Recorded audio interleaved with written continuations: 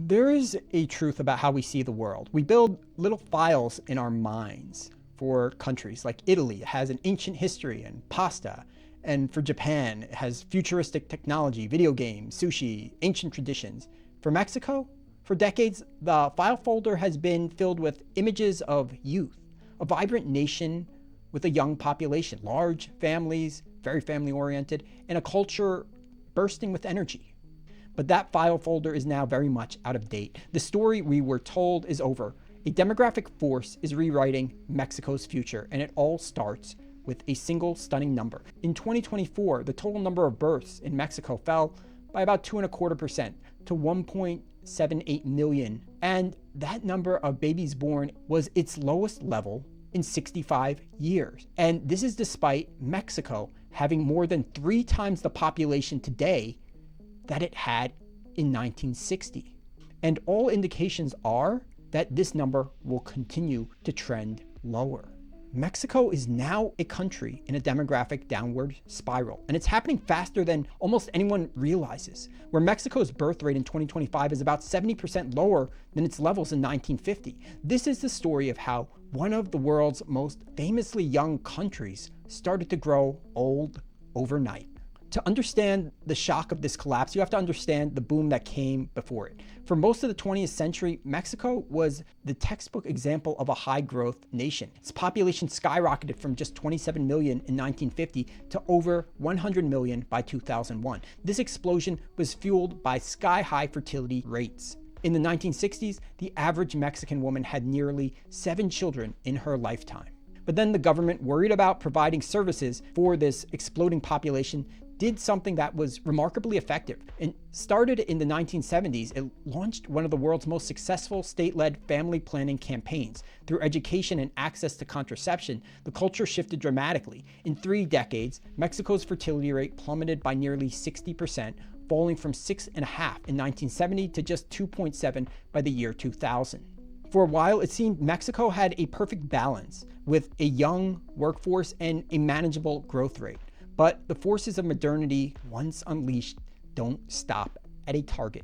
The downward trend continued, slowly at first and then accelerated, and then into a nosedive. Today, Mexico's national fertility rate has plummeted to around 1.87 children per woman, a number that is below the 2.1 needed to sustain a population. The engine of this collapse is a phenomenon gripping all of Latin America and really almost all of the world, and it's a rapid, relentless urbanization.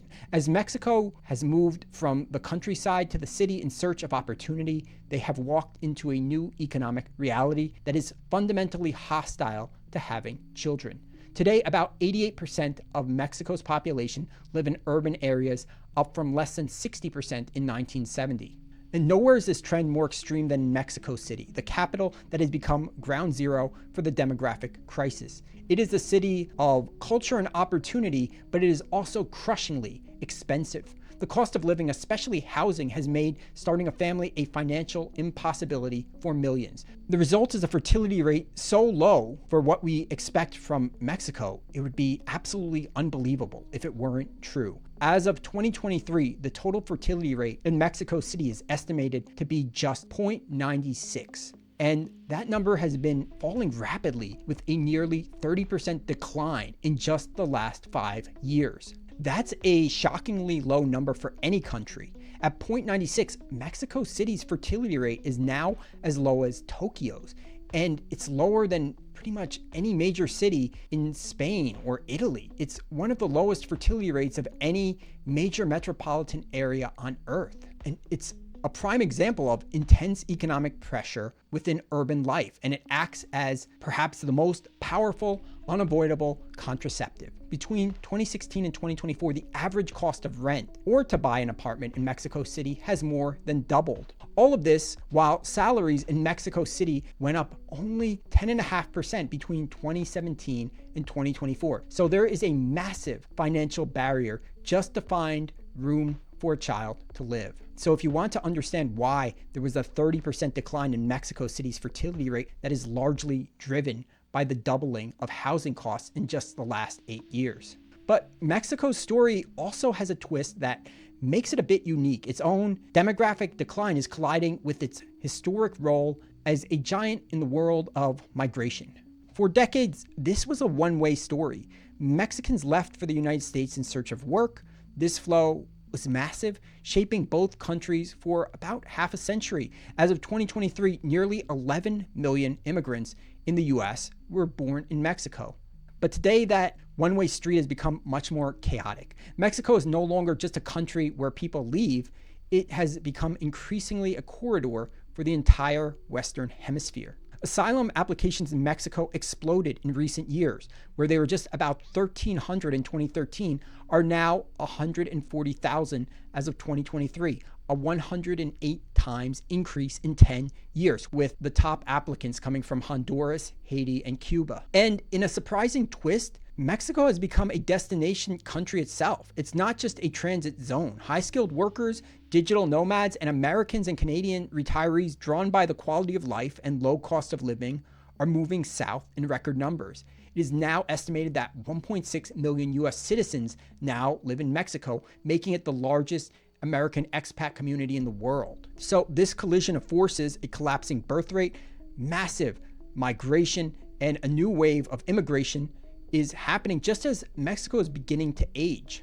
But that image of a young country is very much disappearing. The median age in Mexico has risen from 22 years old in the year 2000 to around 30 today, and it's projected to hit 42 by 2050. The shift in Mexico's age structure means an increased dependency of retirees on the working age population in the coming years. But Mexico doesn't provide universal coverage of Social Security benefits, and less than half of its labor force is covered by a pension or any kind of retirement plan. The consequences of this rapid aging are bearing down on a country that is not economically prepared for it. The pension and healthcare systems were built for a demographic pyramid with a wide base of young workers supporting a small number of retirees.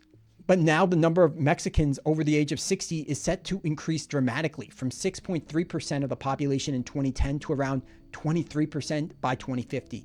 Meanwhile, the number of young people entering the workforce each year is shrinking due to the birth rate collapse, while the country loses many of its citizens to emigration. This creates a looming labor shortage that could stifle the economic growth for decades. McKinsey already warned that the slow growth of Mexico's working age population is a significant long-term risk to the country's economic growth in the future. So, Mexico's future is very much of a nation at a demographic crossroads.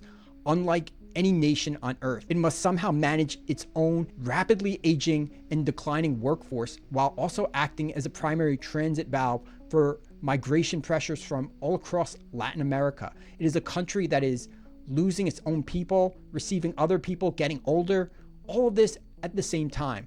The downward spiral is not just a forecast. It is a reality unfolding further with each passing day. The old familiar story of Mexico is over.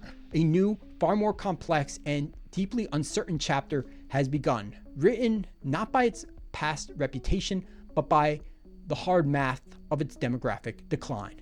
So how do you see Mexico's demographic future playing out? Do you think their birth rates will ever get back to replacement levels? Share your thoughts in the comments below, and please consider liking and subscribing. This has been Blinded by Logic. Thanks for watching.